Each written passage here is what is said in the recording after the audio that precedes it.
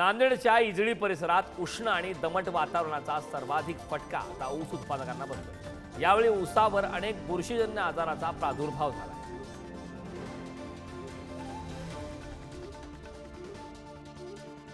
वाशिममध्ये यंदा गव्हाची पीक ही चांगली भरल्या वातावरणातील हवामान अनुकूल राहिल्याने गव्हाची पिकात चांगली वाढ झाली। त्यामुळे यंदा शेतकऱ्यांना गहू उत्पादनातून चांगल्या उत्पन्नाची अपेक्षा आहे।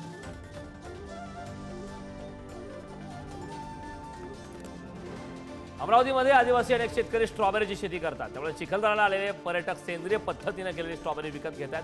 स्ट्रॉबेरीच्या उत्पादनामुळे आदिवासी शेतकऱ्यांना चांगला रोजगार मिळतो।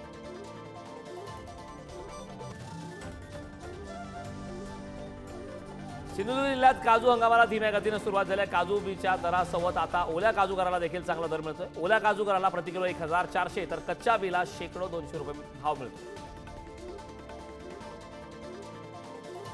महाराष्ट्रातील मुगबहारातील डाळिंब विक्री अंतिम टप्प्यात आली। गेल्या महिन्याभरात डाळिंबाचे दर टिकून आहेत। सध्या दर्जेदार डाळिंबाला प्रति किलो 150 ते 180 रुपयाचा दर मिळतोय। यंदाच्या हंगामात डाळिंबाचे दर चांगले राहिले, त्यामुळे शेतकऱ्यांना दिलासा मिळाला। जळगावमध्ये शेतकऱ्यांनी केळी लागवड केली असून विम्याचे पैसे न देणाऱ्या कंपनीला न्यायालयाने नोटीस बजावले। शेतकऱ्यांच्या शेतात केळी पीक आढळून आलं नसल्याचं कारण देत पीक विमा कंपन्यांकडून प्रस्ताव नाकारण्यात आला होता। या विरोधात औरंगाबाद खंडपीठाने संबंधित विमा कंपनीला नोटीस बजावली। हिंगोलीतील सीसीआय खरेदी केंद्रावर कापूस टाकण्यासाठी जागा उपलब्ध नसल्याने कापूस खरेदी बंद ठेवण्यात आली। सीसीआय खरेदी केंद्रावर कापसाला समाधानकारक भाव मिळत असल्याने शेतकऱ्यांचा कल वाढलाय। जागा नसल्याने खरेदी थांबले, यामुळे कापूस उत्पादक शेतकऱ्यांसमोर अडचण निर्माण झाली। इंदापूरमधील डाळजवळ केळी वाहतूक करणाऱ्या कंटेनरला आग लागली। या आगीची घटना सीसीटीव्ही कॅमेरामध्ये कैद झाली। सुदैवाने यामध्ये कोणतीही जीवितहानी मात्र झाली नाही। नवी मुंबईच्या एपीएमसी बाजारात पालेभाज्यांच्या दरात मोठी घसरण झाली। शिमला मिरचीच्या दरात 10 ते 15 रुपयांची घसरण झाली। 30 ते 40 रुपयांना मिळणारी शिमला मिरची आता 20 रुपयाने विक्री होते।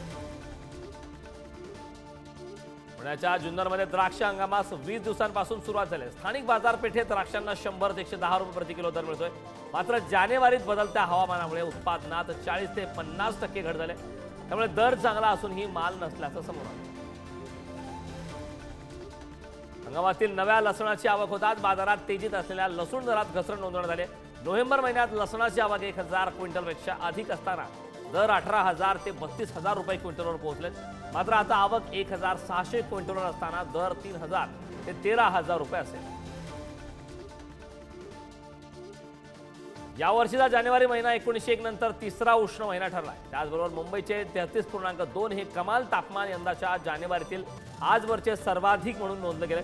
तर फेब्रुवारी महिना देखील थंडी विनात जाणार असल्याची माहिती हवामान विभागाने दिली।